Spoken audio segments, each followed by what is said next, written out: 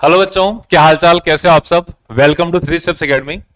आज हम करने वाले हैं conversion of unit from one system to another system and derivation of formula by using dimension analysis. हमारा जो लास्ट वाला लेक्चर है उसी का ये कंटिन्यूएशन पार्ट है। तो आप अगर इस लेक्चर को देखना चाह रहे हैं तो कोई दिक्कत नहीं है, यहां पर मैं कोशिश करूंगा पूरा आपको यहीं से समझ में आए। लेकिन फिर भी अगर आप चाहो तो आप पहले वाला जो लेक्चर है उससे पहले वाला जो लेक्चर है वो 2 लेक्चर आप देख के आए, आपको बहुत ही शानदार तरीके से मजा आएगा उसके बाद तो।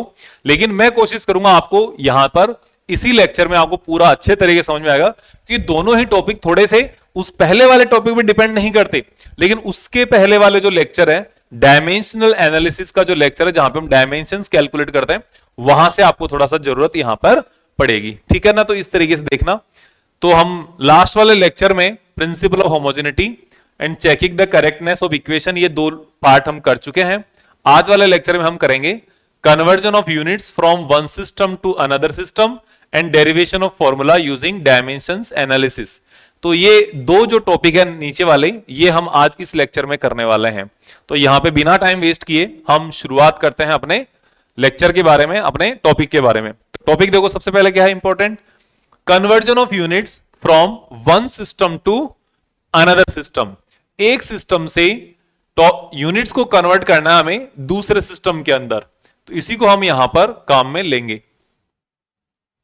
तो करेक्शन चेंज ऑफ यूनिट जो है ना वो बहुत ही इंपॉर्टेंट है हमारे लिए, क्योंकि आपने देखा होगा हम जब भी अपने आसपास में जब मेजरमेंट देखते हैं हम एक से ज्यादा यूनिट्स का यहां पर कन्वर्जेंस देखते हैं। किसी भी फिजिकल क्वांटिटी को एक से ज्यादा यूनिट्स में हम कन्वर्ट करते हुए देखते हैं। एग्जाम्पल के लिए कहीं पर हम कोई मास जो होता है ना उसको केजी में मेजरमेंट करते हैं, और कहीं पर हमें उसी मास को कहां पर ग्राम्स में मेजर करना होता है ना।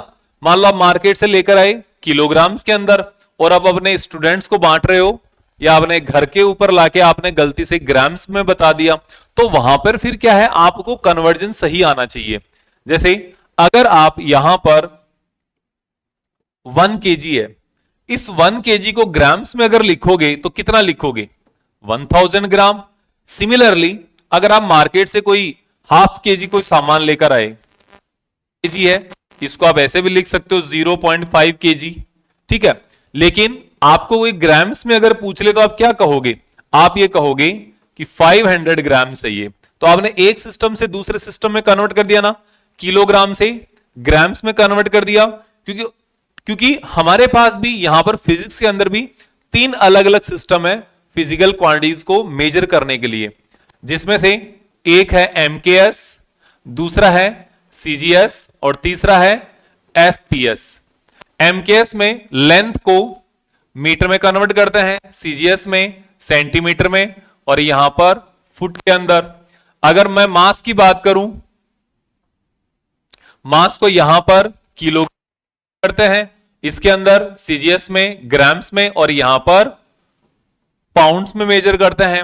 फिर यहां पर इसके बाद क्या है, ये टाइम को अगर हम देखें तो वो तो सब में सेकंड एंड सेकंड सेम ही तीनों में मेजर करते हैं।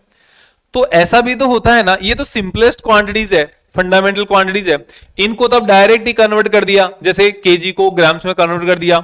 अगर आपको मान लो 2 मीटर कोई क्लॉथ है, 2 मीटर लेंथ है, तो ये तो इसकी ऐसा यूनिट हो गई। सीजीएस में अगर आप करते हो तो कितना बताना पड़ेगा, 200 सेंटीमीटर बताना पड़ेगा, है ना। तो आपको ये तो फंडामेंटल फिजिकल क्वांटिटीज है ना, लेंथ, मास, टाइम, इलेक्ट्रिक करंट, इनको तो कन्वर्ट करने के लिए कोई बहुत ज्यादा परेशानी नहीं आती, क्योंकि ये तो डायरेक्ट ही कन्वर्ट हो जाती है। लेकिन कुछ कॉम्प्लेक्स क्वांटिटीज होती है, एग्जांपल के लिए force, work, power, gravitational constant, या मान लो अभी हमने यंग्स के मॉडुलस की बात करी, अदर कोई कांस्टेंट हो सकता है। ये सब जो क्वांटिटीज है इनको जब आप कन्वर्ट करने जाते हो तो यहां पर तो बहुत सारी फिजिकल क्वांटिटीज इंक्लूडेड है इसमें। इनको डायरेक्ट आप कन्वर्ट नहीं कर सकते, इनको आप डायरेक्ट कन्वर्ट नहीं कर सकते, लेकिन हमें जरूरत पड़ती है कन्वर्ट करने की। तो इसलिए हमने एक नया मेथड इजाद किया, नया मेथड निकाला, उसको हम बोलते हैं dimensional method by using dimensions. तो यहां पर हम बात करने वाले हैं किसकी? कन्वर्जन ऑफ यूनिट्स की। कहां पर? एक सिस्टम से दूसरे सिस्टम में। ये जो सिस्टम्स गिवन है ये तो स्टैंडर्ड सिस्टम है, लेकिन हम अपना नया सिस्टम भी यहां पर बना सकते हैं। We can develop new system of units. हम यहां पर यूनिट्स का नया सिस्टम भी यहां पर बना सकते हैं। तो अब हम बात करते हैं कि कैसे हम एक सिस्टम ऑफ यूनिट्स को दूसरे सिस्टम ऑफ यूनिट्स में कन्वर्ट कर सकते हैं। तो देखो यहां पर हमारे पास है, सबसे पहले इसका मैं सबसे पहले एक डेरिवेशन करवा देता हूं छोटा सा, वो छोटा यूज करने की कोशिश करूंगा और उसके बाद हम आगे क्वेश्चंस में करते हैं।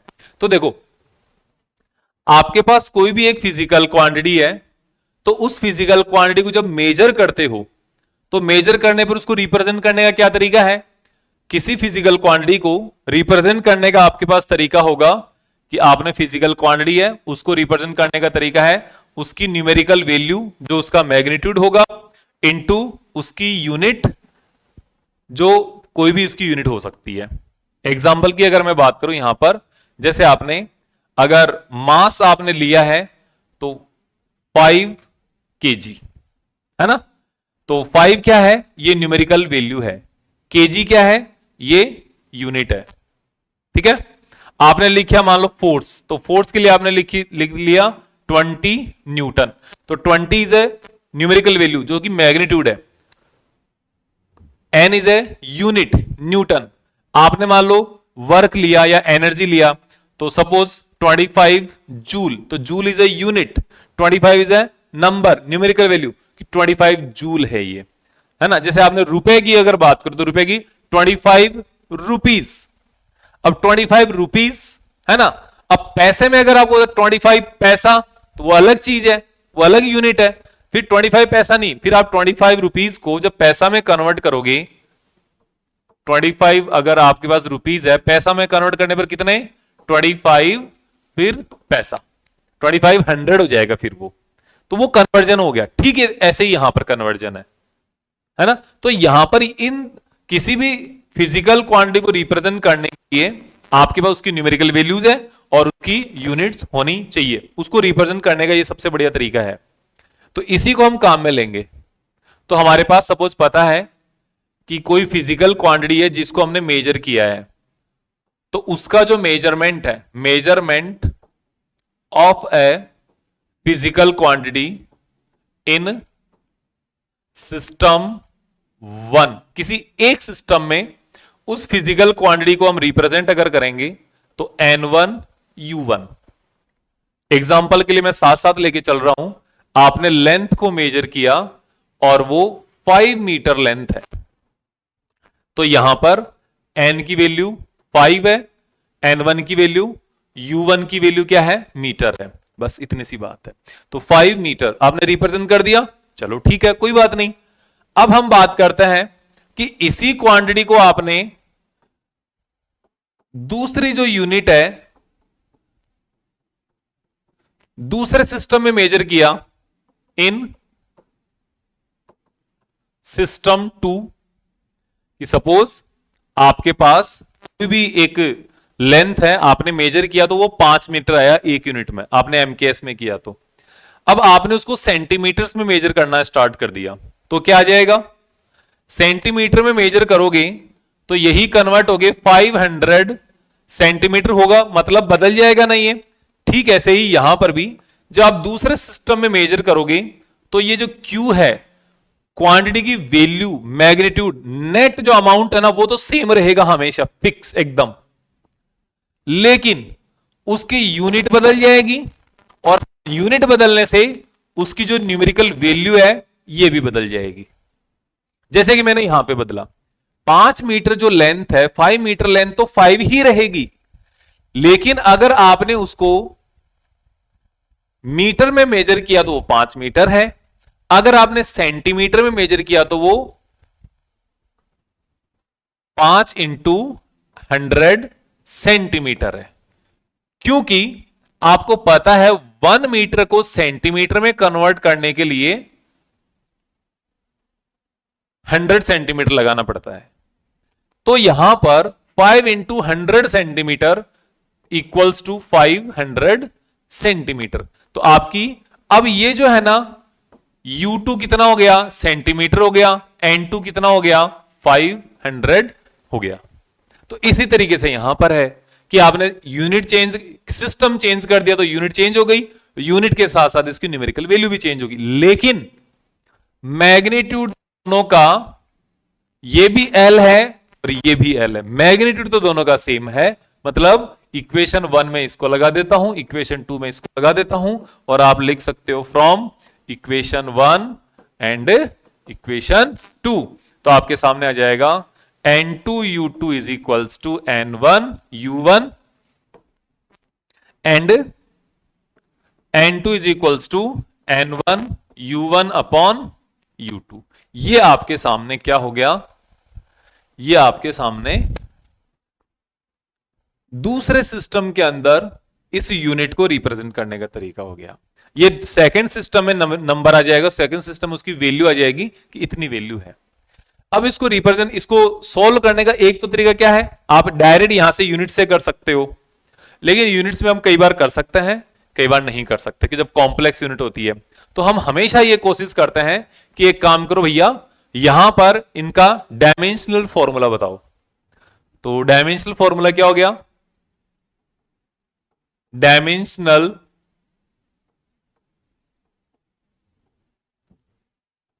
Formula of physical quantity. उस फिजिकल क्वांटिटी का डायमेंशनल फॉर्मूला क्या है, लेट, हमें मानना पड़ेगा क्योंकि हर कोई फिक्स फॉर्मूला तो ले नहीं सकते। हमने अगर फोर्स का ले लिया या ऐसे कोई भी हो सकता है, क्योंकि हमारे सामने कन्वर्ट करने के लिए भी तो फोर्स भी हो सकता है, वर्क भी हो सकता है, एक्सेलरेशन भी हो सकता है, पावर भी हो सकता है, टॉर्क भी हो सकता है, ऐसी भी क्वांटिटी हो सकती है जो आपने स्टडी नहीं की है, इलेक्ट्रिक फील्ड भी हो सकता है, मैग्नेटिक फील्ड भी हो सकता है ना। तो उसकी जो हमारे पास डायमेंशनल फॉर्मूला है वो ले लिया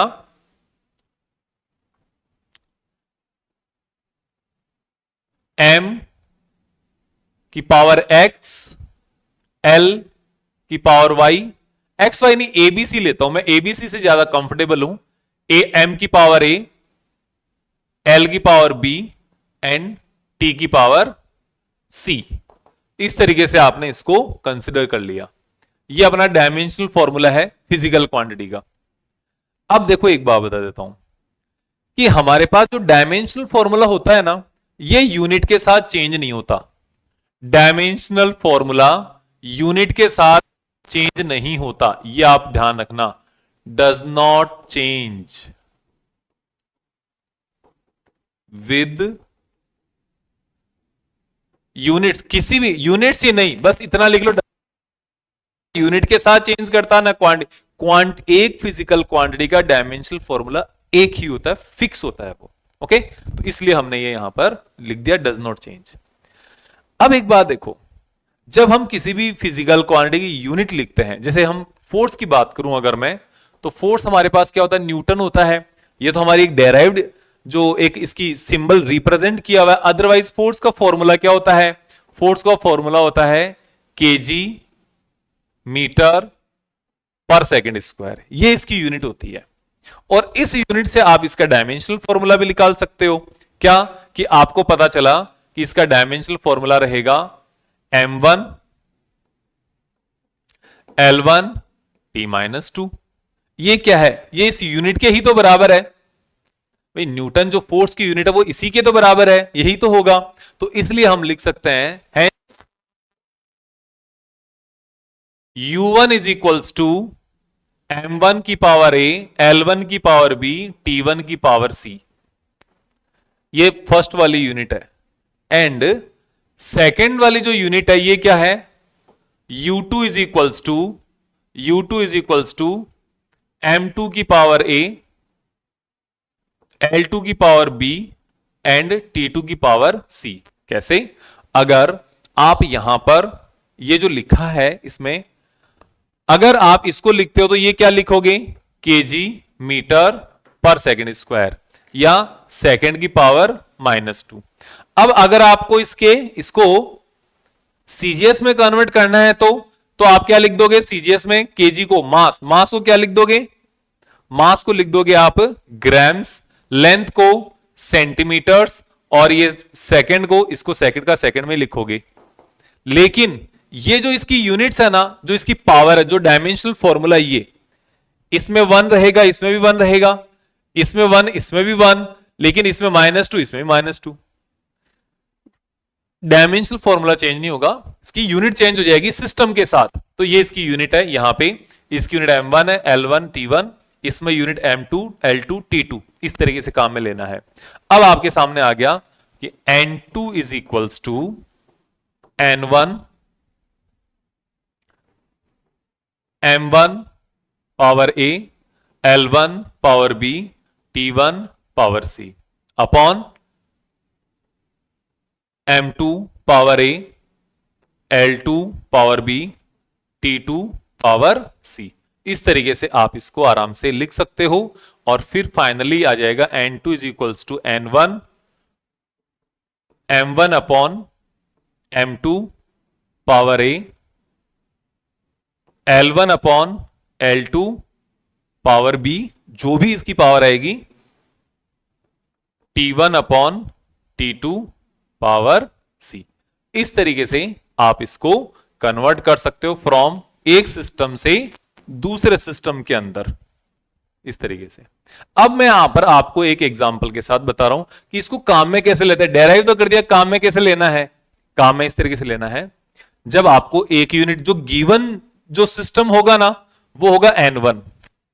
गिवन जो होता है उसको आप N1 कंसिडर करोगे, और जिसमें कन्वर्ट करना है वो आप फिर N2 कंसिडर, अपने आप हो जाएगा। गिवन वाले को N1 और दूसरे को N2।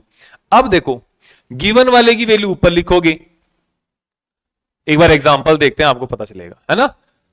जैसे हमारे पास है, calculate the 1 joule of energy into अर्ग।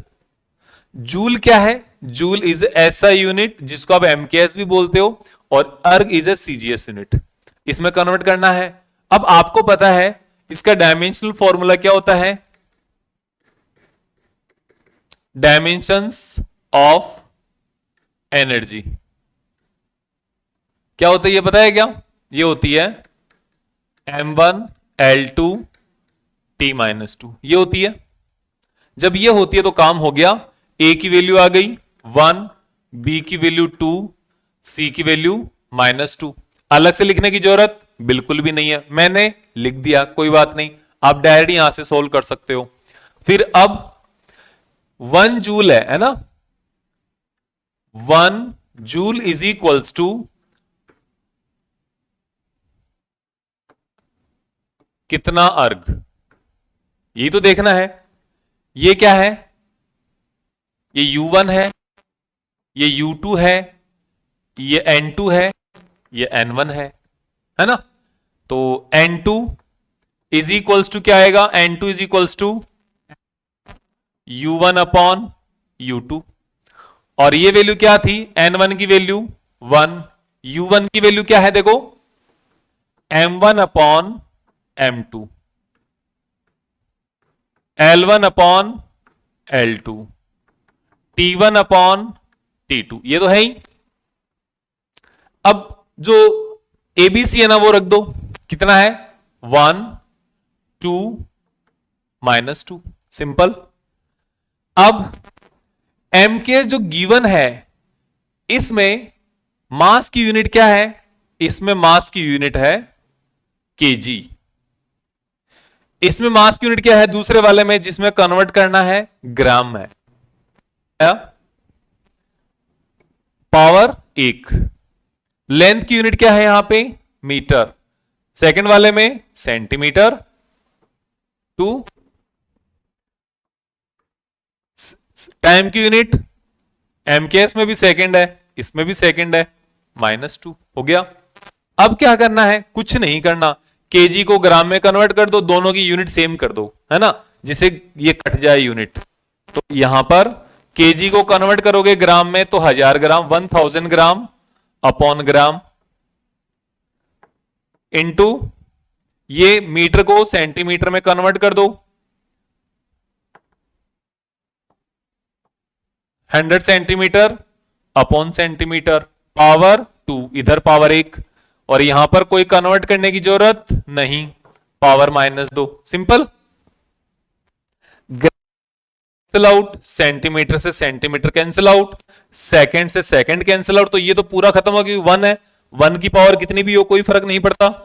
इधर हो जाएगा 1000 इंटू ये 100 का स्क्वायर, तो ये स्क्वायर 100 का, वो तो पावर 4 तो ये हो गई, 3 ये हो गई, 10 की पावर 7, ये n2 की वैल्यू आ गई, n2 इक्वल्स टू 10 की पावर 7। इसका मतलब हुआ कि 1 joule of work equals to 10 to the power 7 of erg. इतना सा अर्ग है, इतना है वैल्यू, इस तरीके से आपको यहां पे करना है। अब इसमें आपके लिए एक HW है, होमवर्क है, वो करना। 1 न्यूटन इक्वल्स टू कितना डाइन्स, कितने डाइन होंगे 1 न्यूटन के अंदर, ये आपको, ये MKS है वो चीज, जैसे MKS से CGS में करो, न्यूटन को कन्वर्ट करना आपको, सिंपल है, इसी तरीके से हो जाएगा। अब हम बात करते हैं नेक्स्ट क्वेश्चन की अपने। ये क्या कह रहा है, नेक्स्ट क्वेश्चन ये कह रहा है कि calculate the universal gravitational constant G into CGS unit where G equals to ये। इसमें आपको एक चीज ये मिली है जो गिवन है यहां पर, कि ये जो न्यूटन मीटर स्क्वायर पर केजी स्क्वायर, ये क्या है, ये है इसकी SI यूनिट। तो आपको ये गिवन है यहां पे देखना, तो G is equals to 6.67 into 10 to the power -11 और न्यूटन मीटर स्क्वायर पर किलोग्राम स्क्वायर। यहां पे 2 तरीका है सॉल्व करने का। सबसे पहले इसकी डायमेंशनल फॉर्मूला कैलकुलेट करो, कर ही लेते हैं। तो dimensions,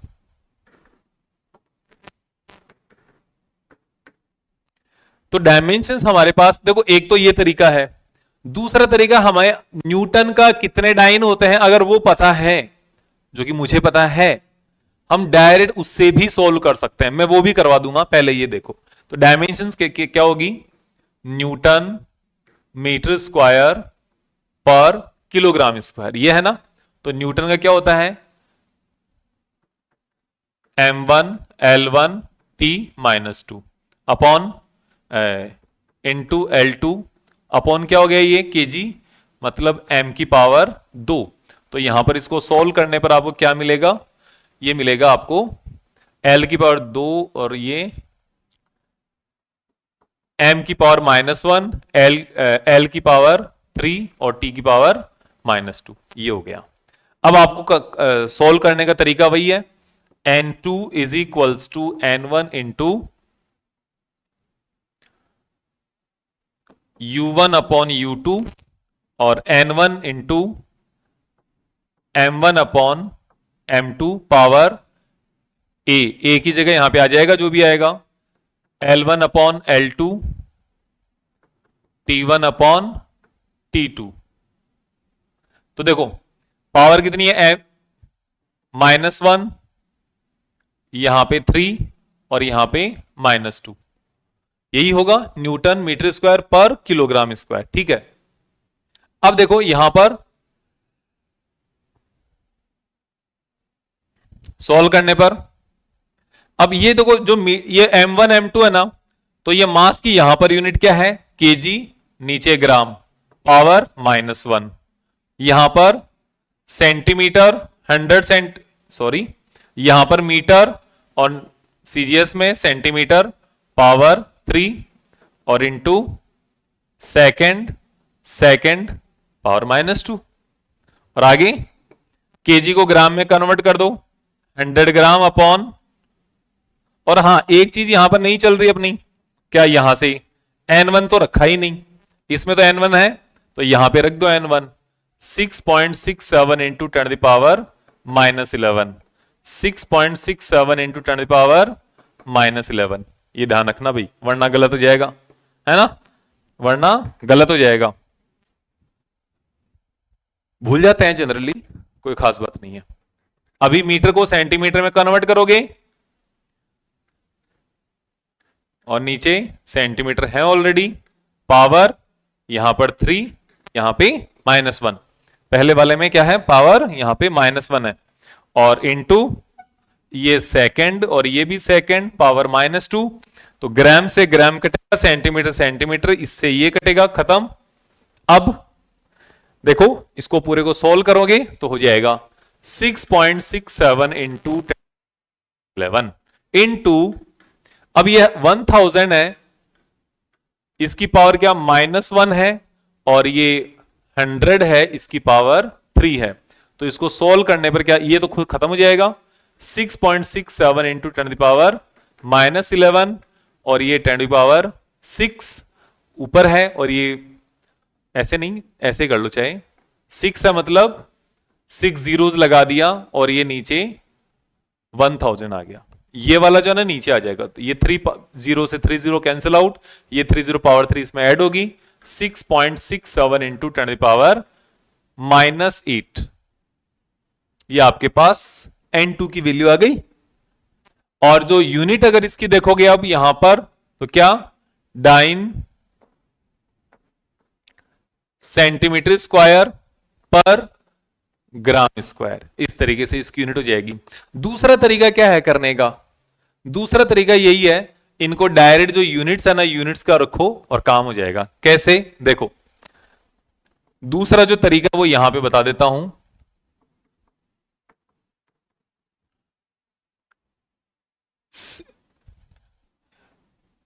N2 is equals to N1 U1 upon U2, simple है ना, वही, ये नहीं लिखा खाली, ये फॉर्मूला पता है। तो ये 6.67 इंटू 10⁻11 इंटू, ये क्या है, ये है अपने पास न्यूटन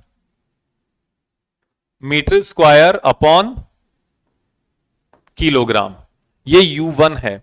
U2 नीचे वाला लिखना है ना, ये क्या होगा, ये होगा हमें डाइन सेंटीमीटर स्क्वायर और ऊपर ग्राम स्क्वायर, सिंपल। अब इनकी वैल्यू रखो, अब इनकी वैल्यू बस पता होनी चाहिए, जो आपको पता नहीं होती लेकिन मुझे पता होती है। न्यूटन है ना, न्यूटन का मतलब हो गया 10⁻5 डाइन। मीटर का मतलब हो गया 100 सेंटीमीटर, 100 सेंटीमीटर स्क्वायर। और ये क्या है, ग्राम है, तो ग्राम को ऐसे ही रहने दो। नीचे क्या है, ये किलोग्राम, किलोग्राम का मतलब 1000 ग्राम। ये स्क्वायर है तो ये भी स्क्वायर रहेगा, ये स्क्वायर। और ये जो डाइन है, डाइन को डाइन ही छोड़ दो, और सेंटीमीटर स्क्वायर को सेंटीमीटर स्क्वायर। डाइन है ये, डायन नहीं है, डायन पढ़ने लग जाओगे कहीं, ओके। तो ये देखो 6.67 इंटू 10⁻11, सोल्व करोगे ना पता चलेगा। ये 10⁻5, डाइन से dance cancel out, centimetre square से सेंटीमीटर स्क्वायर कैंसिल आउट, ग्राम स्क्वायर से ग्राम स्क्वायर कैंसिल आउट, और ये फिर यहां पर बचेगा कितना, और नीचे 1 2 3, इस तरीके से हो गया ये। और हां ये स्क्वायर है ऐसे, तो ये देखो 3 1 4, 3 1 4 4, 4 तो कैंसिल आउट हो गई। ये 4, ये 2 है नीचे, ये ऊपर जाके ये यहां पे 3 हो जाएगा, मतलब 2 कम हो जाएगा तो 3 हो जाएगा। और वही 6.67 इंटू 10⁻8 ऐसे भी आ जाएगा। लेकिन इसमें क्या है, ये थोड़ा झोल ज्यादा है ना। और ये क्या, ये साफ सुथरा तरीका, 2 स्टेप ज्यादा लेकिन साफ सुथरा तरीका है, ये आपको ध्यान देना है। आगे नेक्स्ट देखते हैं, अपने पास एक छोटा सा क्वेश्चन है अपने पास, क्या है, Young's modulus of steel is 2 into 10⁻11 newton per metre square, express it in dyne per centimetre square. कैसे करना है, यूनिट वाले से आपको खुद को करना है, मैं डायमेंशन फॉर्मूले वाले से कर देता हूं। तो डायमेंशनल फॉर्मूले वाले से क्या होता है, देखो, तो डायमेंशंस कैलकुलेट करो सबसे पहले। तो यंग्स मॉडुलस है ना, इसकी तो डायमेंशन डायरेक्ट याद ही है, प्रेशर की तरह ही होगी, है ना। और प्रेशर की क्या होती है, M1 L-1 और T-2, खत्म, काम हो गया, इतना ही है। तो N1 is equals to, sorry N2 चाहिए, N2 equals to N1 M1 upon M2 power 1 L1 upon L2 power -1 T1 upon T2 power -2। एक काम, एक चीज और एडवांस कर देता हूं। अब क्या, मैं यूनिट डायरेक्ट ही कन्वर्ट करके लिख देता हूं। N2 कितना है, 2 इंटू 10⁻11। यहां पर M2 है ना, M2 को क्या है, ग्राम, ये वाली यूनिट है ग्राम्स में, तो ये तो नीचे तो ग्राम आ जाएगा और ऊपर 1000 ग्राम आ जाएगा, क्योंकि केजी था यहां, और पावर 1 यहां पर ऊपर 100 सेंटीमीटर आ जाएगा, नीचे सिर्फ सेंटीमीटर आ जाएगा। पावर -1, ऊपर भी सेकंड नीचे भी सेकंड, पावर -2। अब देखो 2 इंटू 10⁻11 इंटू 1000। अब ये जो 100 है ना, यहां वाला नीचे आएगा, तो ये एक कैंसिल, एक पावर और हो गई, 10⁻12 हो गई। क्या, डाइन पर सेंटीमीटर स्क्वायर। और ये तो यहां पर भी आसानी से हो जाता, कैसे, आसानी से इस तरीके से हो जाता कि U1 U2 से, वो आपको करना है, कैसे करना है, आंसर ही आना चाहिए। ओके, तो ये है। इसके बाद है अपने पास derivation of formula using dimensions. हमारे पास जो अलग अलग फिजिकल क्वांटिटी है या जो अलग अलग फॉर्मूला होते हैं, उनमें से कुछ फॉर्मूला को हम इस डायमेंशनल मेथड से भी हम डेराइव कर सकते हैं। क्योंकि अभी जब मान लो आप आगे बढ़ोगे, आपका सिलेबस पूरा होगा, तो जो टॉपिक्स जो आएंगे वो तो जैसे जैसे चैप्टर आएंगे उसके साथ साथ आएंगे। लेकिन हम अभी क्या कर सकते हैं, आप अगर किसी क्वांटिटी के बारे में जानना चाहो तो उस क्वांटिटी का फॉर्मूला आज भी आप डेराइव कर सकते हो, बिना उस पर्टिकुलर चैप्टर को स्टडी किए, और वो भी अच्छी अंडरस्टैंडिंग के साथ में। वो मैं आपको यहां पर करके दिखाऊंगा कि जो 11th क्लास का 13th जो चैप्टर है, उस चैप्टर में आने वाला डेरिवेशन हम यहीं पर डेराइव करेंगे, और आपको अच्छे से पता भी चलेगा उसके बारे में। ओके, तो यहां पर आप रेडी हो जाए। तो अब इसके लिए मैं आपको बता देता हूं कि देखो, कोई भी जो हम किसी फिजिकल क्वांटिटी का फॉर्मूला जो डेराइव करते हैं ना, तो वो फिजिकल क्वांटिटी दूसरी कुछ फिजिकल क्वांटिटीज के ऊपर डिपेंड करती है। तो हमें क्या है, पहले वाली फिजिकल क्वांटिटी का डायमेंशनल फॉर्मूला याद होता है, जो सामने वाली फिजिकल क्वांटिटीज है उनका डायमेंशनल फॉर्मूला याद होता है, तो उनके हेल्प और कॉम्बिनेशन से हम डेराइव कर सकते हैं। एग्जाम्पल के लिए अगर मैं बात करूं यहां पर, क्योंकि यहां पे कुछ थ्योरी नहीं है, यहां पे एग्जाम्पल और क्वेश्चन है डायरेक्ट ही। ओके, तो यहां पर हम सबसे इजीएस्ट एग्जाम्पल ले लेते हैं कि आपको पता है कि एक फोर्स का फॉर्मूला होता है F इक्वल्स टू ma, और आप ये भी मान सकते हो अपने पास जो मोमेंटम होता है इसका फॉर्मूला होता है m इंटू वी। तो हम मैं इन दोनों में से कोई भी एक फॉर्मूला कंसिडर कर लेता हूं मैं। ओके, तो मैं मोमेंटम का जो फॉर्मूला है ना वो काम में लेता हूं, इस मोमेंटम के फॉर्मूला को मुझे डेराइव करना है। तो अब यहां पर आपको पता है कि इसके अंदर यहां पर मोमेंटम में इसकी पावर कितनी है, इसकी यहां पर इसकी पावर है 1 और यहां पर इसकी पावर है 1, इसके अंदर है। लेकिन हमें अभी इसके इस फॉर्मूले के बारे में पता नहीं है, हम नहीं जानते ये फॉर्मूला। लेकिन हम ये जानते हैं कि सपोज लेट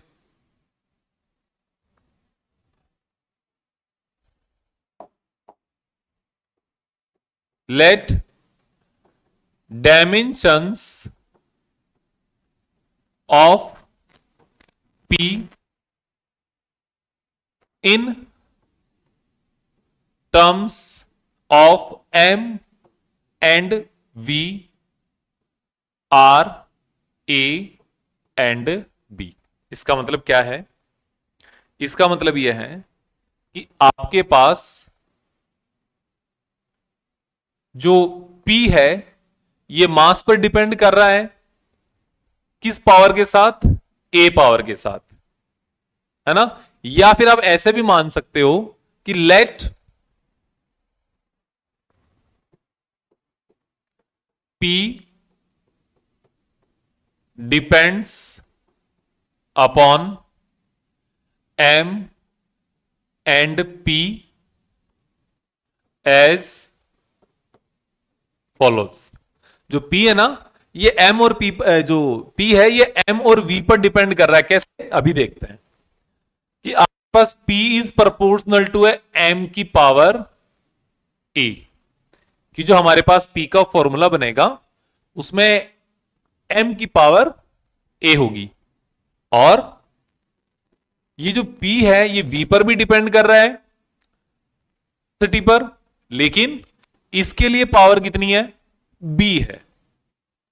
तो आप यहां पर देख सकते हो, now P is proportional to M to the power A V to the power B। यहां पे आपने अभी ये देखा है कि भाई देखो, हमें ये जो P का क्या फॉर्मूला आएगा वो तो पता नहीं है, लेकिन हम इतना जानते हैं कि जो P है ना वो M पर भी डिपेंड कर रहा है और V पर भी डिपेंड कर रहा है। कैसे डिपेंड कर रहा है कि भाई डिपेंड कर रहा है, हो सकता है फॉर्मूले में M की पावर 2n2i, 1n2i, 2n1i है ना, 1n1i, हो सकता है 1.5 आ जाए, हो सकता है V की पावर कुछ भी आ सकता है, लेकिन हमने इसलिए मान लिया सपोज वहां पर जो आने वाली पावर है फॉर्मूले में M की और V की, वो A एंड B पावर के ऊपर डिपेंड कर रहा है ना।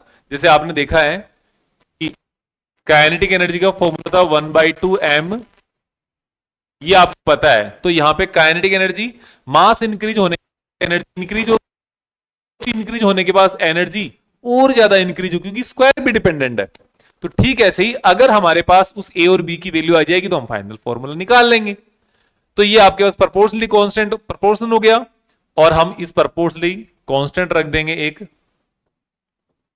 ये लो, सिंपल।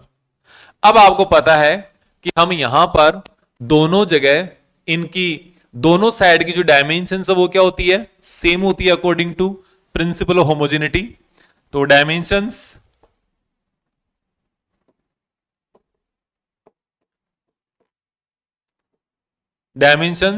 ऑफ बोथ साइड, तो दोनों साइड की जो डायमेंशन आएगी वो क्या आएंगी, इधर P की डायमेंशन होगी, P क्या है, मोमेंटम है, तो मोमेंटम की डायरेक्शन होती है m1 l1 t-1, simple.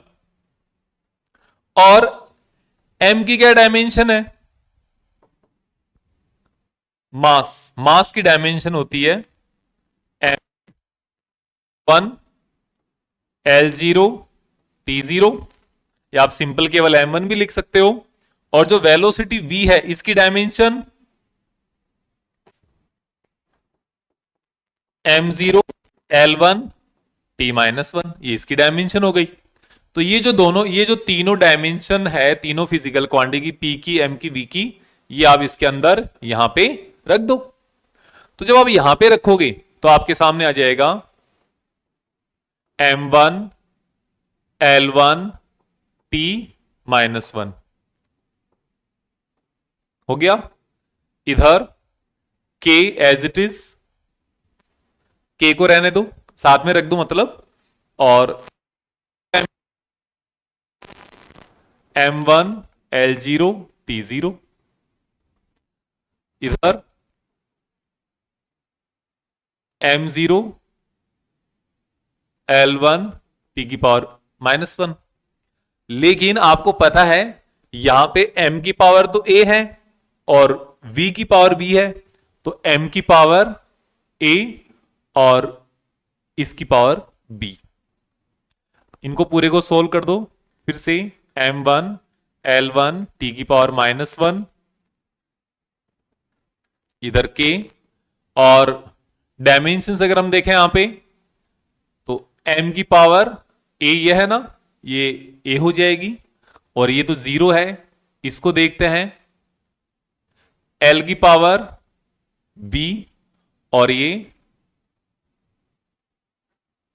T की power minus B, minus one है, बी के साथ मल्टीप्लाई होगी माइनस बी हो जाएगी, ये वन है, बी के साथ मल्टीप्लाई होगा वी हो जाएगा, सिंपल।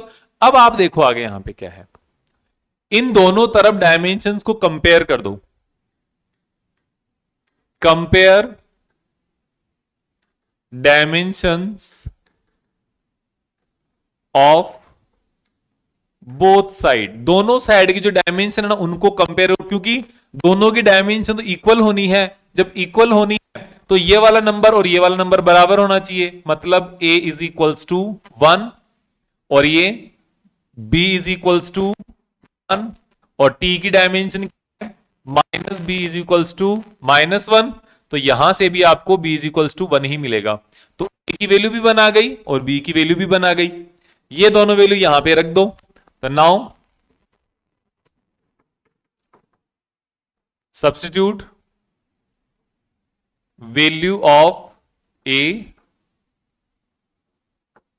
एंड b, a और b की वैल्यू रख दो यहां पे इसमें, तो आपके सामने formula is equals to k into M V, और यहां पर फ्रॉम ये जो k की वैल्यू है ना, हमें पता है एक्सपेरिमेंट से, एक्सपेरिमेंटली k की वैल्यू क्या होती है 1 होती है, k इज इक्वल्स टू 1, तो p इज एम वी। बात बताऊं, आप इस k के बारे में आप बहस कर सकते हो और कुछ भी नहीं कर सकते, क्योंकि k is a dimension less constant, ये लेस कांस्टेंट है,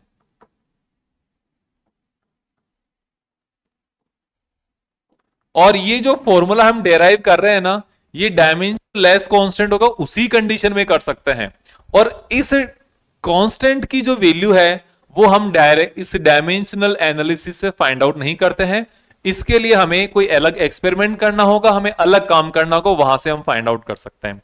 तो ये हमारे पास एक इजी सा एक तरीका हुआ। अब हम थोड़ा सा टिपिकल थोड़ा मुश्किल वाला सवाल देखते हैं, है ना, वो वाला आपको और अच्छे से पता चलेगा, क्योंकि वहां पे प्रॉपर क्वेश्चन रहेगा, तो आपको और भी अच्छे से पता चलेगा कि किस तरीके से क्वेश्चन आते हैं और उसको कैसे सॉल्व करते हैं। तो देखो यहां पर है हमारे पास, consider a simple pendulum having a bob attached to a strings that oscillate under the action of the force of gravity. Action of the force of gravity. Suppose the period of oscillation of simple pendulum depends on mass m of the bob, length l of the pendulum, acceleration due to gravity g at the place. तो ये कह रहा है यहां पर simple pendulum क्या होता है, पहले तो ये देख लो, घड़ी देखी है ना आपने, घड़ी के नीचे जो पेंडुलम लटका होता है वो पेंडुलम होता है, और वही सिंपल पेंडुलम मान लो आप, ओके।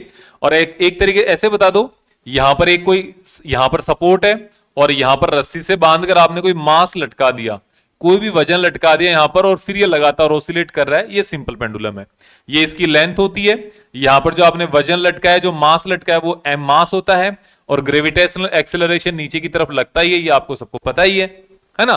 तो ये कह रहा है ये यहां पर ऑसिलेट करने का जो टाइम पीरियड है, ये time period L, length, M, mass और जी पर डिपेंड कर रहा है, तो इस टाइम पीरियड का फॉर्मूला कैलकुलेट करो, सिंपल सी बात है, तो करते हैं। तो देखो, तो अपने पास किसका टाइम पीरियड का फॉर्मूला कैलकुलेट करना है, क्वांटिटीज कौन कौन सी जिन पे डिपेंड कर रहा है, मास एम, लेंथ एल और acceleration due to gravity G, इन तीन चीज पर डिपेंड कर रहा है, ओके। जब डिपेंड कर रहा है तो किसी ना किसी पावर के साथ डिपेंड कर रहा होगा, यस और नो, तो उसकी डायमेंशन वही हो जाएगी, तो पावर मान लो कि पावर के साथ डिपेंड कर रहा होगा, तो let T depends upon M, L and G with powers A, B and C respectively. अब रेस्पेक्टिवली आप लिखते रहना, ठीक है। तो इसका मतलब क्या हुआ, तो इसका मतलब हुआ T is proportional to m की power a, T is proportional to l की पावर b, m के लिए ए पावर के साथ इंक्रीज हो रहा है, एल के साथ बी की पावर के साथ चेंज हो रहा है, और दिस प्रोपोर्शनल टू जी की पावर सी। तीनों को कंबाइन कर दो, तो कंबाइन इक्वेशंस, इसको तीनों को कंबाइन करने पर हमें क्या मिलेगा, यहां T is proportional to m की पावर a, l की power b, g to the power c। ये आ गया। यहां पर आपके पास जो है ना इसकी डिपेंडेंसी आ गई, और अब इसको हम लिख देंगे यहां पर प्रोपोर्शनलिटी कांस्टेंट लगा देंगे, T is equals to k m की पावर a, l की पावर b एंड g की पावर c। ये आप यहां पर इसको याद रखना, इस वाली इक्वेशन को। अब आपको पता है कि जो T है ना वो M पर, L पर, G पर सब पे डिपेंड कर रहा है, तो यहां पर दोनों तरफ की जो इक्वेशंस है, जो डायमेंशनल फॉर्मूला क्या होने चाहिए, सेम होने चाहिए। तो डायमेंशन ऑफ बोथ साइड, दोनों साइड की डायमेंशन क्या होगी, इधर तो डायमेंशन हो जाएगी उस साइड में सिर्फ और सिर्फ T, क्योंकि टाइम पीरियड है। इधर K, इसकी कोई डायमेंशन है नहीं, डायमेंशन लेस कांस्टेंट है। इधर डायमेंशन होगी m, मास की डायमेंशन क्या होती है, m टू द पावर 1। मास की अपनी डायमेंशन इतनी है, लेकिन उसकी मास की पावर यहां पर a है, तो इसके ऊपर पावर a आ जाएगी, प्लस नॉट प्लस, मल्टीप्लाई है। लेंथ की पावर कितनी है, l, तो लेंथ के लिए l होती है डायमेंशन, और इसकी पावर b। फिर अपने पास g इज ग्रेविटेशनल एक्सेलरेशन, और ग्रेविटेशनल एक्सेलरेशन की डायमेंशन क्या आएगी, L1 t माइनस 2, और उसकी पावर कितनी है, c है। अब इसको सोल्व करना, बस यहां पर t, इधर k, m की पावर a, ये वाला, l की पावर कितनी होगी, b तो ये हो गई, और एक यहां पर तो b प्लस सी, मल्टीप्लाई में पावर से ऐड हो जाती है, पता है आपको। और जो t है ना, t की पावर कितनी, -2c, ये आपके सामने आ गया। और इधर जो आपके सामने ये t है, ये अकेला नहीं है, इसके सामने आपने अगर चाहो तो m0 l0 t की पावर 1 ऐसे लिखना होता है। अब जब कंपेयर करोगे, कंपेयर पावर्स, और आप ये कह सकते हो कंपेयर डायमेंशंस,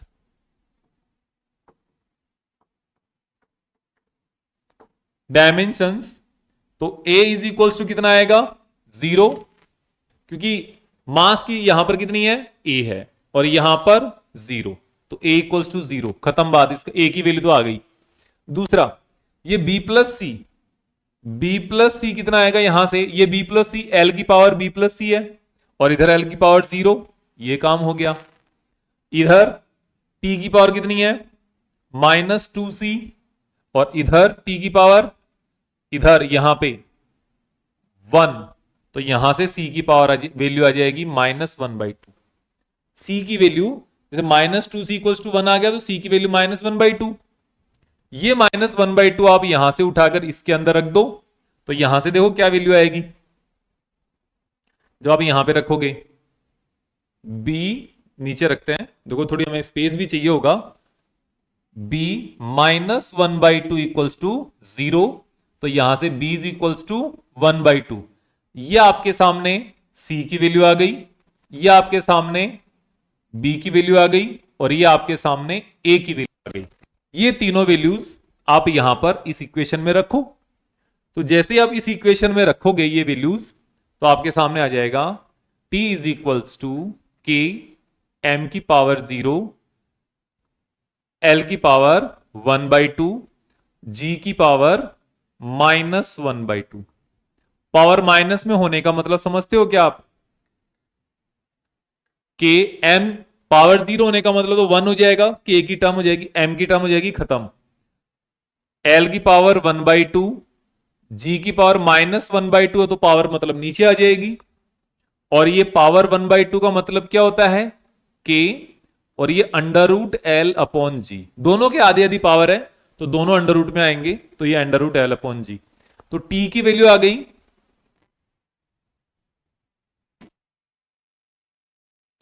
वाली इसकी वैल्यू आ गई, यहां पर आप सकते हो। अब आपके पास देखो जो क्वेश्चन जो आएगा ना, वो यहां पे के भी आ सकता है और यहां पे कोई और नंबर भी आ सकता है। अब यहां पे मान लो ये तो के की वैल्यू तो हमें बतानी होती है, ये डायमेंशनल कांस्टेंट है और इसकी वैल्यू हमें पता होती है, ये होती है 2 pi L upon G equals to time period.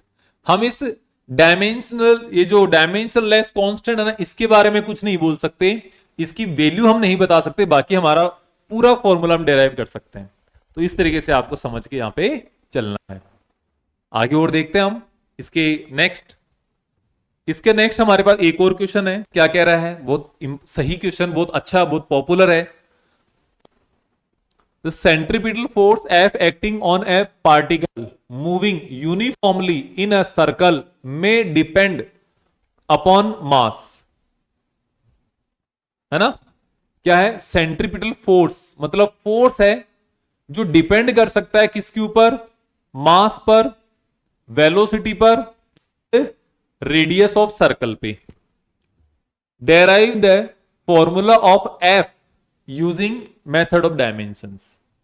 ये कह रहा है कि आपके पास कोई एक, जैसे पत्थर होता है ना, पत्थर को आप बांध करके रस्सी पे घुमाते हो या किसी भी तरीके घुमा लो, तो यहां पे क्या होता है, इसके ऊपर एक इस साइड में फोर्स होता है centripetal force.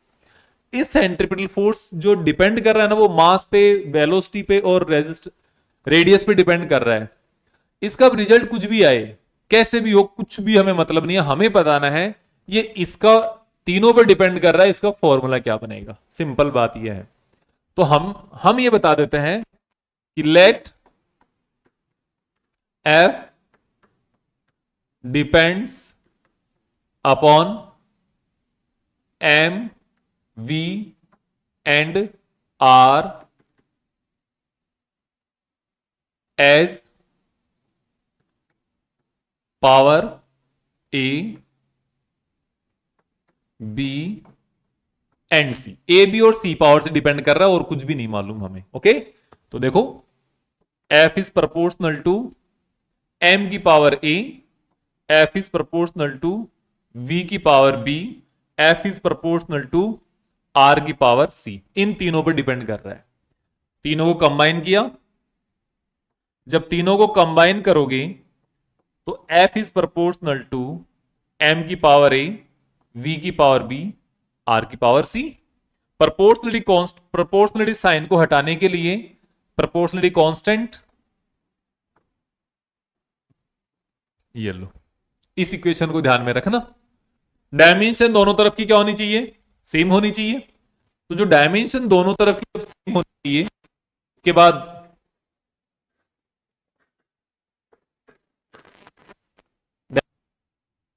Of both side, हमारे लिए तीन हम इसके एप्लीकेशन कर रहे हैं, है ना। और तीनों में एप्लीकेशन हमें कौन सी चीज काम आ रही है, प्रिंसिपल ऑफ होमोजेनिटी। ये वही है, प्रिंसिपल ऑफ होमोजेनिटी ही है ये।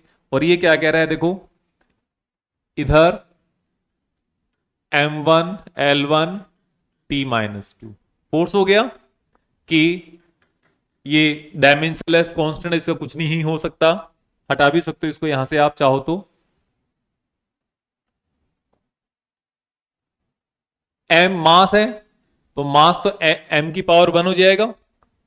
उसके बाद है वेलोसिटी, वेलोसिटी क्या होती है, L1 T-1, और मास की पावर A है ना, तो ये A, और वेलोसिटी की पावर B है तो यहां पर B, और R is a kind of length, radius है, तो रेडियस की जो डायमेंशन है वो L होगी, और इसकी पावर कितना, C। ये लो, सोल्व कर दो, ये आपके सामने इधर आ जाएगा। L1 equals to K, M की पावर कितनी होगी, A, L की power B plus C, and T की पावर -B। इस तरीके से ये हो जाएगा। अब इसको आगे सॉल्व करने के लिए कंपेयर कर दो,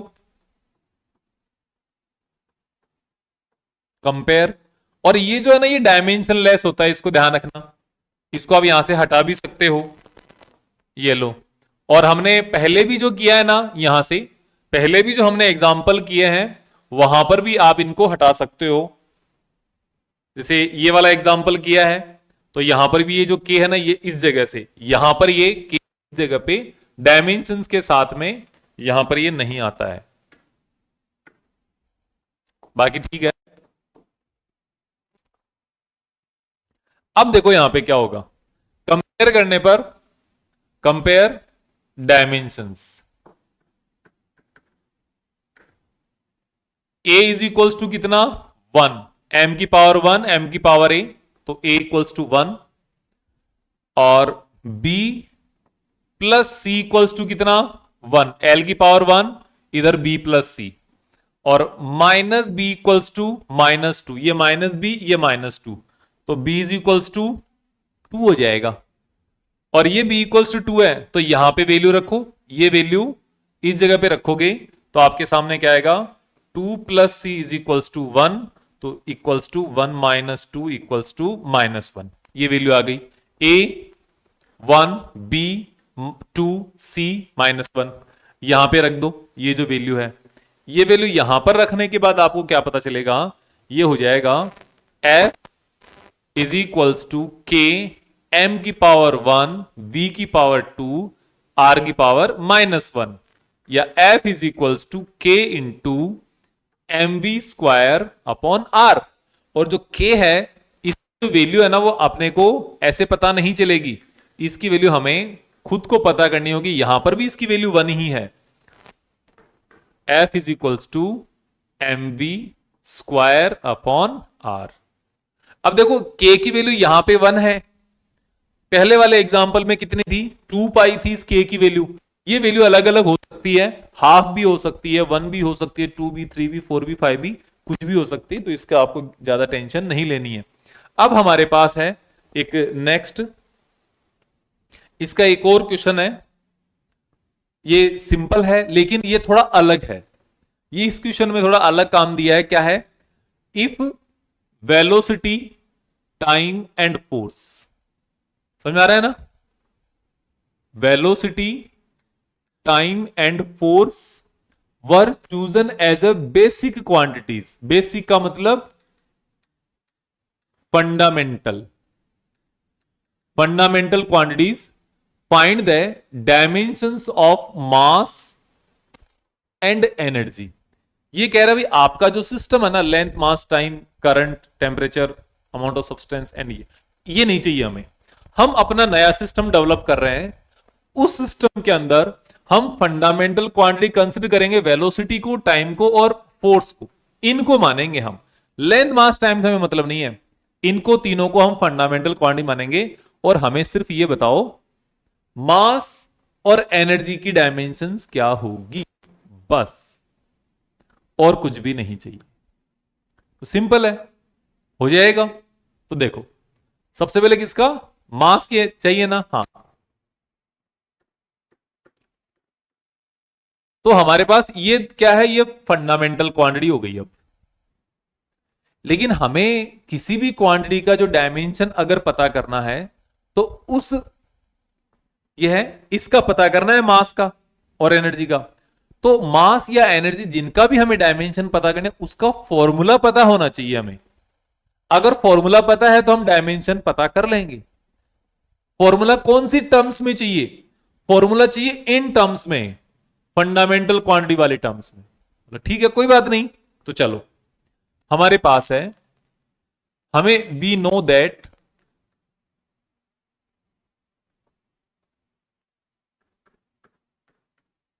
F is equals to M A, पता है ना, बिल्कुल पता है। तो F equals to M A, M क्या है, यह है मास, ए क्या है, एक्सेलरेशन। तो एक्सेलरेशन का मतलब होता है change in velocity upon time equals to F. Change in velocity हो या वेलोसिटी हो, उसका डायमेंशनल फॉर्मूला तो सेम होता है, टाइम डायमेंशनल फॉर्मूला। मास का फाइंड आउट करना है, फोर्स ये आपके सामने इधर रहा, फोर्स है ना। तो मास का फॉर्मूला क्या होगा यहां से, equals to force into time. Mass को यहीं छोड़ दिया, इधर ले आए, अपॉन चेंज इन वेलोसिटी। मतलब फोर्स क्या है, एफ, ये आपके पास फंडामेंटल फिजिकल क्वांटिटी, टाइम क्या है, टी, ये आपके पास फंडामेंटल फिजिकल क्वांटिटी, और वेलोसिटी ये रहा v, ये आपके पास फंडामेंटल फिजिकल क्वांटिटी है ना। तो टाइम को तो हम कैपिटल टी से लिखते हैं, v को v से लिख देंगे, तो हमारे पास हो गया एफ टी v की पावर -1। ये मास का फॉर्मूला हो गया, किसका, हाँ मास का डायमेंशनल फॉर्मूला ये हो गया। इस तरीके से आप इसको कर सकते हो, है ना, ये है। अब हमारे पास ये क्या कह रहा है, एनर्जी का चाहिए। एनर्जी या वर्क दोनों की एक ही बात है, energy equals to work. Work क्या होता है पता है क्या, वर्क होता है हमारे पास डिस्प्लेसमेंट इनटू फोर्स, है ना। फोर्स तो हमारे पास फंडामेंटल क्वांटिटी के अंदर है, डिस्प्लेसमेंट नहीं है। तो डिस्प्लेसमेंट का फॉर्मूला क्या होता है, ये होता है वेलोसिटी इनटू टाइम। फोर्स आपके सामने है, वेलोसिटी इनटू टाइम, फोर्स आपके सामने हो गया। तो इसको कैसे लिखोगे, वेलोसिटी को v, टाइम को t, f को, तो v t f, तो आप इसको लिखोगे f t v। ये आपके पास एनर्जी जो है ना, इसका डायमेंशनल फॉर्मूला आ गया। कितना इजी है, आसान है, कर सकते हो, ये है। अब इतने सारे हमने गुणगान किए, इतने सारे हमने प्रॉपर्टी बताई, इतने सारे हम इसकी तारीफ पे तारीफ किए जा रहे हैं। डायमेंशनल एनालिसिस इतनी भी ज्यादा तारीफ नहीं है इसकी, ये इतना भी ज्यादा अच्छा नहीं है, इसकी भी लिमिटेशंस है, ये भी रोक देता है अपने आप को। क्यों, क्योंकि मैं आपको बार बार बता रहा हूं कि जो प्रोपोर्शनली कांस्टेंट की वैल्यू हमें पता होनी चाहिए, हमें पता होनी चाहिए, हमें पता होनी चाहिए। मतलब क्या, मतलब है कि ये नहीं बता सकता, इसका मतलब can not find the value of proportionality constant. Proportionality constant की वैल्यू पता नहीं चल सकती इसकी, वो तो हमें पता करनी ही पड़ेगी एक्सपेरिमेंटली या कोई और मेथड से। पहली बात, ये लिमिटेशन एक हो गई। दूसरी, ये कैन नॉट होगा, can not apply when an physical quantity is sum और डिफरेंस ऑफ टू और मोर क्वांटिटी। जो फॉर्मूला है ना, अगर मल्टीप्लाई में है या डिवीजन में है, वो तो आप डेराइव कर सकते हो, उसके बारे में आप काम कर सकते हो। लेकिन अगर सम है या डिफरेंस है, वहां पे काम नहीं कर सकते आप। कैसे, जैसे मान लो आपके पास u प्लस ए टी, ये वाला फॉर्मूला आप डेराइव नहीं कर सकते। s is equals to U T plus 1/2 A T square, ये वाला फॉर्मूला आप इसे डेराइव नहीं कर सकते। सम और डिफरेंस वाले डायरेक्ट फॉर्मूले मल्टीप्लाई डिवीजन वाले कर सकते हो, पावर्स वाले कर सकते हो, ठीक है। Can not derive relationship which involve trigonometric, logarithmic and exponential function. जहां पे ट्रिग्नोमेट्रिक होते हैं ना, sine theta, cos theta, tan theta and so on, या ओनली थीटा। लॉगरिथम, जो लॉग एक्स का फॉर्मूला आ जाए, या एक्सपोनेंशियल ई की पावर अल्फा पी जो लिखा था, ये अल्फा टी, अगर इन सब का फॉर्मूला है तो ये काम नहीं करेगा। क्योंकि एक्सपोनेंशियल, लॉगरिथम एंड ट्रिग्नोमेट्री तीनों ही डायमेंशन लेस होती है, तो डायमेंशन का यहां पे कोई काम नहीं है। डायमेंशन नहीं है तो ये काम भी नहीं हो पाएगा। methods becomes more difficult या complicated when dimensional constant like g h are involved। हम यहां पर ऐसा कोई कांस्टेंट है जहां पे डायमेंशन नहीं है, जैसे 2 पाई नंबर आ गया है ना, या k इक्वल्स टू 1 आ गया, k इक्वल्स टू 2 आ गया, 3 आ गया, 5, उसका फॉर्मूला हम कर सकते हैं। लेकिन g आ गया या प्लांक कांस्टेंट h आ गया, इनका नहीं कर सकते क्योंकि ये इनकी खुद की डायमेंशन होती है। अगर आप जैसे ये वाला फॉर्मूला चाहो ना, gravitational force G m1 m2 upon R square, इसको आप डेराइव नहीं कर सकते क्योंकि यहां पर ये जो है ना जी, इसकी खुद की डायमेंशन होती है। एनर्जी इज इक्वल्स टू, एक फॉर्मूला होता है एच न्यू, कितना इजी फॉर्मूला है ये, लेकिन आप डेराइव नहीं कर सकते। क्यों नहीं कर सकते? क्योंकि यहां पर एच की कांस्टेंट और इसकी अपने आप की डायमेंशन है, तो इसलिए यहां पर सिर्फ हम उन्हीं फॉर्मूला को डेराइव कर सकते हैं जिसमें आने वाला कांस्टेंट डायमेंशन लेस होता है। तो आज के लेक्चर में इतना ही, ये पूरा हो चुका है आपका। अब हम नेक्स्ट लेक्चर में अपना नया टॉपिक स्टार्ट करेंगे, और तब तक के लिए थैंक यू वेरी मच। आप इस वीडियो को अपने दोस्तों के साथ, अपने फ्रेंड्स के साथ, जिनको जरूरत है उनके साथ शेयर करें ज्यादा से ज्यादा। आई होप आपको टीचिंग अच्छी लगी होगी, आपको वीडियो बहुत अच्छा लगा होगा, है ना। कमेंट करके जरूर बताएं। आप पूरा वीडियो देखने के लिए बहुत बहुत थैंक यू आपको। लेकिन इसको जितना हो सके अपने फ्रेंड्स के साथ शेयर करें, उनको भी पढ़ने के लिए बोले, आप भी खूब पढ़ाई करें। हम मिलते हैं नेक्स्ट वीडियो में। Thank you very much. अगर आपका कोई सजेशन है, कोई फीडबैक है तो भी जरूर दें। आपका हर एक सजेशन का स्वागत है। Thank you very much.